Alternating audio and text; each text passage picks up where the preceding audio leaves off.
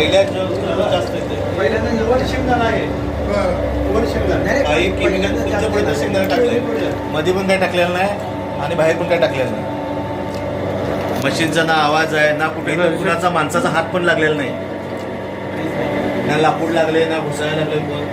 Clear. Temperature, main गोष्ट temperature. कुठं temperature hit झाले, मशीन झाले किंवा झाले काही नाही. हात लावून बघू शकतो. सिलेंडर फक्त वरती आला.